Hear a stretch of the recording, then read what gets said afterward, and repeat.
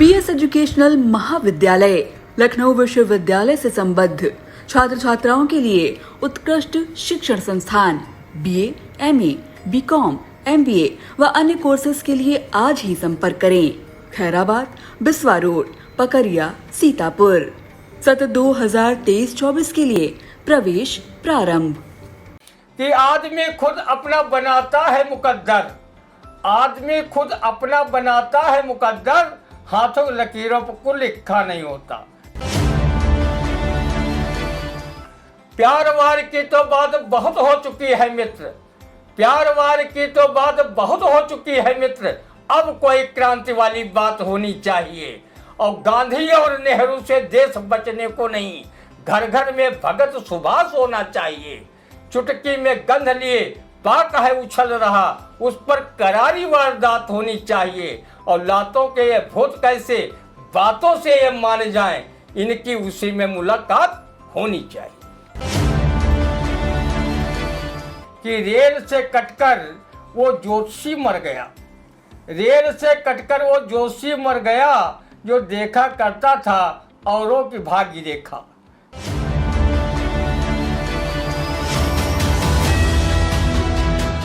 नमस्कार, स्वागत है आप सभी का आई इंडिया के खास शो रंदा में। खबरों पर रंदा चलाने के लिए आई इंडिया के स्टूडियो में मौजूद हैं वरिष्ठ पत्रकार, कवि एवं रंगकर्मी ज्ञान प्रकाश सिंह प्रतीक जी। तो प्रतीक जी, आपका बहुत बहुत स्वागत है आई इंडिया के स्टूडियो में।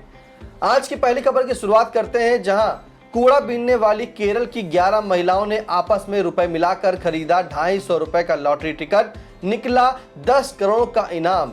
अब इस 10 करोड़ के इनाम पर क्या कहता रंदा, सुनते हैं। रंदा ने तो एक पुरानी फिल्म में नगमा सुना था कि रोम रोम में बसने वाले राम जी और 1.25 लाख की लॉटरी तुम भेजो हमारे नाम जी।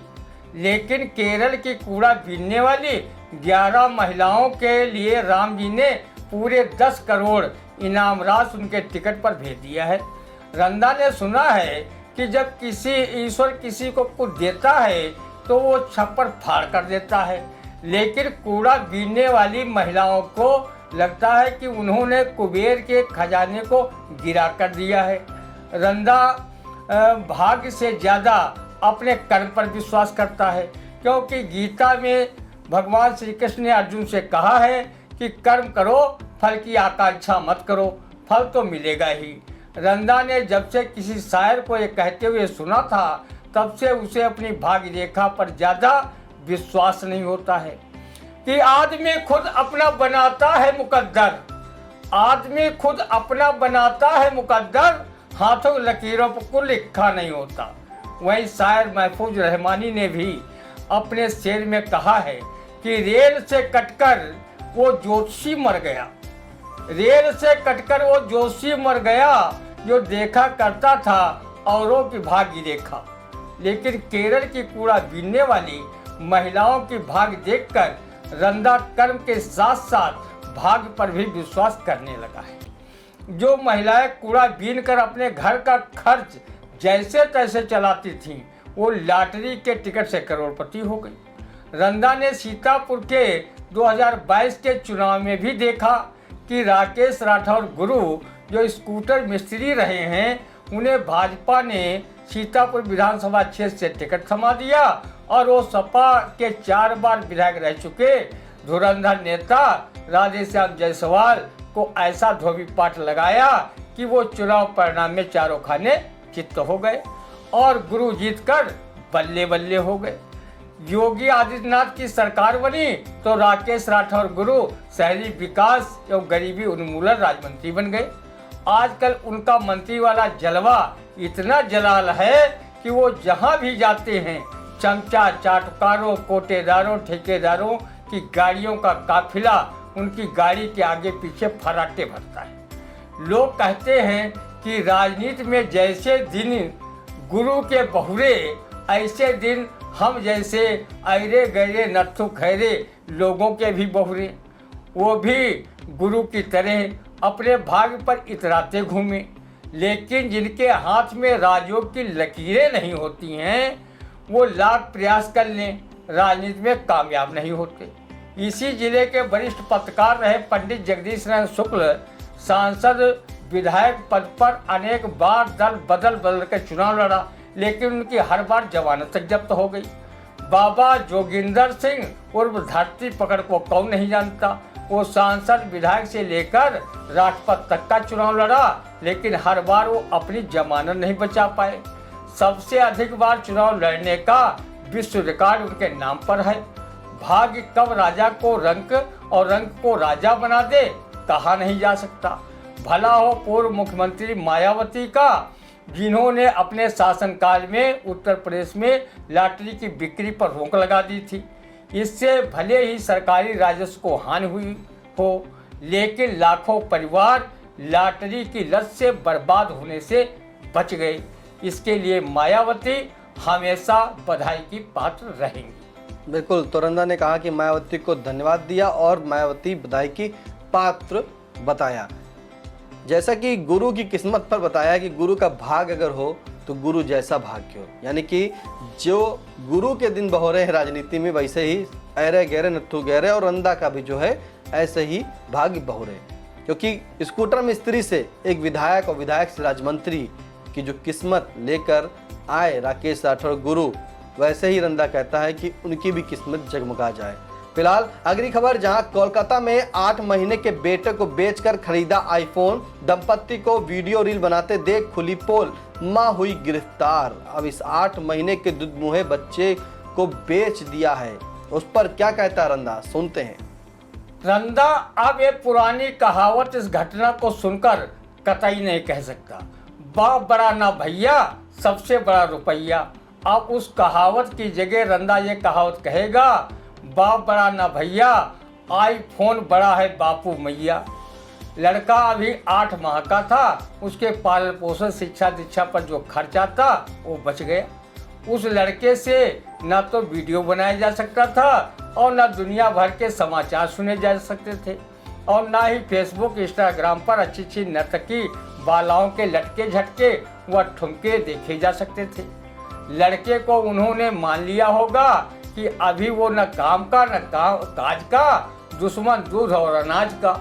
अगर वो गरीबी के चलते लड़के को न बेचते तो फिर स्मार्टफोन के आभासी दुनिया ये लड़का बेचू दंपत्ति को अपना स्मार्टनेस कैसे दिखाते, वो पूरी दुनिया को मुट्ठी में कैसे करते। जिस भारत देश में पिता का स्थान आकाश से ऊंचा तथा माँ का स्थान पृथ्वी के समान माना गया है।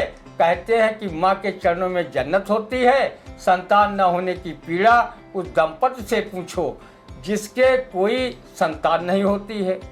वो एक अदर संतान के लिए न जाने कितने मठ मंदिरों धर्म स्थलों पर जाकर पूजा पाठ करते हैं और देवी देवताओं से संतान प्राप्ति की मन्नत मांगते हैं। एक ये दंपत्ति हैं जो स्मार्टफोन के लिए अपने 8 माह के दुधमुहे बच्चे को ही बेच डाला। कैसा घोर कलयुग आ गया। कहीं अपनी स्वार्थ पूर्ति के लिए पुत्र माँ बाप को प्रताड़ित कर रहा है तो कोई उन्हें वृद्धावस्था आश्रम में छोड़ रहा है, तो कोई कलयुगी पुत्र अपने बूढ़े माँ बाप को घर से निकालकर उन्हें भीख मांगने पर विवश कर रहा है। लगता है कि समय के साथ मनुष्य के संस्कार भी घास चरने चले गए हैं। जिस देश में मर्यादा पुरुषोत्तम भगवान श्री राम सौतेली माँ कैकेयी के बात पर 14 साल का वनवास भोग लिया है, उस देश में ये क्या हो रहा है। रंदा ये सब सोचकर न सिर्फ चिंतामग्न है बल्कि उसका मन चिकनघन्नी डांस कर रहा है। रंदा ईश्वर से प्रार्थना करता है कि वो ऐसे लोगों को सद्बुद्धि दे, सामाजिक नाते रिश्ते टनाटन रहें, किसी को अपनी छोटी मोटी जरूरत के लिए जिगर के टुकड़े को न बेचना पड़े। बिल्कुल सही कहा कि कोलकाता में एक दंपत्ति ने अपने 8 माह के दुधमुहे बच्चे को सिर्फ इसलिए बेच दिया कि उसे आईफोन चाहिए था। 8 माह के बच्चे को बेचना पड़ा सिर्फ आईफोन के लिए। तो वाकई ये सोचने वाला विषय है कि एक मोबाइल के लिए अपने बच्चे को बेच दिया। अगली खबर की शुरुआत करते हैं, जहां रक्षा मंत्री राजनाथ सिंह के सीमा पार करने के बयान से बौखलाया हुआ है पाकिस्तान। अब इस पाकिस्तान जो बौखला गया है, इस पर क्या कहता है, सुनते हैं रंदा। बेकार में बौखला रहा है पाकिस्तान। जब 9 साल में पाकिस्तान को केंद्र की मोदी सरकार ने 2 घास की छड़ी से भी नहीं छुआ है। चुनाव निकट होने पर कुछ गर्मा गर्म बयानबाजी अगर रक्षा मंत्री राजनाथ सिंह ने कर ली तो पाकिस्तान पर कौन सा पहाड़ टूट पड़ा। हमारे पीएम नरेंद्र मोदी जी पाकिस्तानी हुक्मरानों से कितना प्रेम करते हैं। आपको इसी बात से समझना चाहिए था कि मोदी जी 2014 के लोकसभा चुनाव को जीतने के बाद अपनी सरकार के शपथ ग्रहण समारोह में तत्कालीन पीएम नवाज शरीफ को बुलाया था।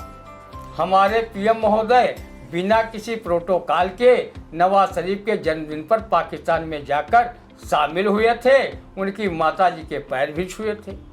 पाकिस्तानी प्रेम की वजह से मुंबई सीरियल ब्लास्ट का अंडरवर्ल्ड अपराधी दाऊद इब्राहिम को अभी तक भारत घसीट कर नहीं ला सके हैं, जबकि 2014 की चुनावी जनसभा में नरेंद्र मोदी जी ने कहा था कि हमारी भाजपा सरकार बनने के बाद उसे कराची से खिंचवा कर भारत लाया जाएगा। उसे 9 साल में भी भारत नहीं ला पाए, जो उसके गुनाहों की सजा भारतीय न्यायपालिका सुना सके और उसे फांसी पर लटकवा सके। पाक अधिकृत कश्मीर को भारत में अभी तक नहीं मिला पाए, जबकि जम्मू कश्मीर को धारा 370 हटाने की आड़ में 3 भागों में बांट कर रख दिया है। अगर जम्मू कश्मीर में पूर्णतया शांति व्यवस्था स्थापित है तो अपने ही देश में निर्वासित जीवन बिता रहे कश्मीरी पंडितों को पुनः कश्मीर घाटी में क्यों नहीं बसा पाए। पुलवामा हमला में शहीद हुए 40 जवानों के मामले में जम्मू कश्मीर के तत्कालीन राज्यपाल सत्यपाल मलिक के आरोपों की जांच क्यों नहीं की जा रही है। आखिर सच्चाई क्या है, देश जानना चाहता है। जब जम्मू कश्मीर में पूर्णतः शांत है तो फिर वहां विधानसभा के चुनाव क्यों नहीं कराए जा रहे हैं, विचारणीय है। अब 2024 के लोकसभा चुनाव निकट आ रहे हैं। पाक अधिकृत कश्मीर लेने के मामले में भले ही केंद्र सरकार नाकाम रही हो, पर उसके रक्षा मंत्री राजनाथ सिंह गर्मा गर्म पाकिस्तान के विरुद्ध बयान भी न दें और अपने देश की जनता के हर एक मोर्चे पर विफल पाकिस्तानी सरकार उसकी प्रतिक्रिया में कुछ न कहे। भला ऐसे कैसे हो सकता है।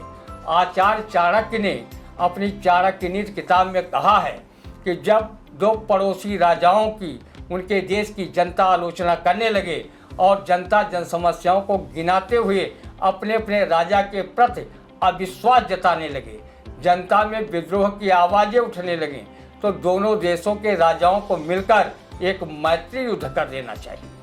जनता का ध्यान देश की हार जीत की संभावना पर बट जाएगा। वो सारी जन समस्याओं को भूलकर सिर्फ राष्ट्रवाद की बोली बोलने लगेंगे। जब दोनों देशों की जनता देशभक्त व देश प्रेम के तराने गाने लगे तो दोनों देशों के राजाओं को युद्ध रोककर संधि का नाटक कर लेना चाहिए, फिर कुछ दिन निष्कंटक राज करो। रक्षा मंत्री राजनाथ सिंह जी गर्मा गर्म बयानबाजी से काम नहीं चलेगा। अगर पाक अधिकृत कश्मीर को अपने अधूरे जम्मू कश्मीर में मिलाना है तो पाक के विरुद्ध युद्ध करो। आप सबकी पाक को लेकर बयानबाजी से रंदा सरीखे देशभक्त पक चुके हैं। पाक को लेकर बयानबाजी आप कर देते हैं, पर चीन जो भारत की सीमा तक घुसा बैठा है उसे लेकर कोई बात नहीं कहते। आज के समय में कहीं पूर्व प्रधानमंत्री स्वर्गीय इंदिरा गांधी जी जीवित होती और शासन सत्ता चला रही होती तो वो बयानबाजी के बजाय पाकिस्तान चीन को वैसे ही सबक सिखाती जैसे उन्होंने 1967 में चीन को तथा 1971 में पाकिस्तान को सिखाया था। उन्होंने पूर्वी पाकिस्तान को दुनिया के नक्शा से मिटाकर बांग्लादेश बनवा दिया था। 93,000 पाकिस्तानी सैनिकों ने भारतीय सेना के आगे आत्मसमर्पण कर दिया था। अगर आपके बस की बात न हो तो सीमा पर रंदा व उसके कवि मित्र रजनीश मिश्र को भेज दो।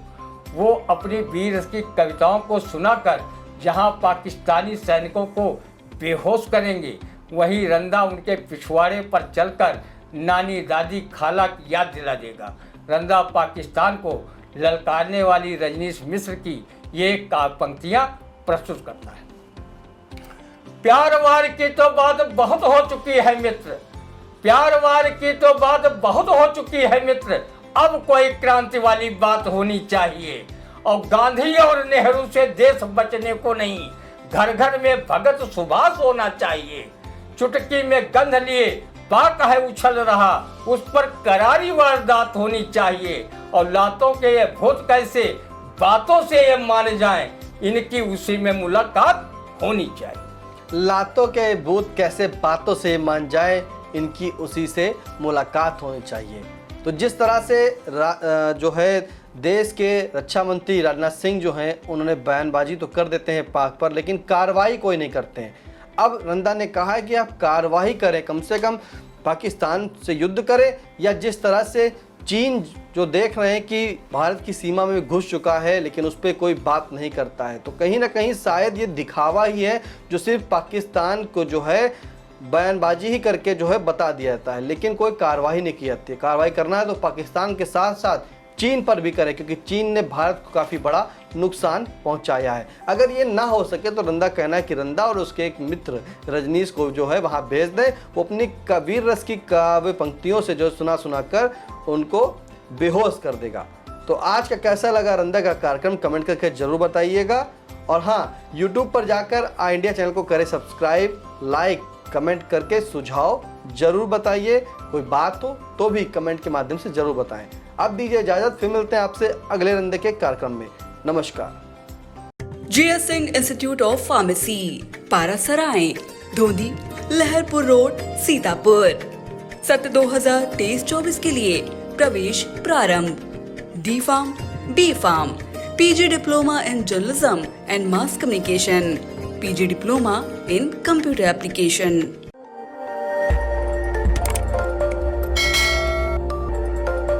खबर आपकी, नजर हमारी। देखते रहिए आई इंडिया।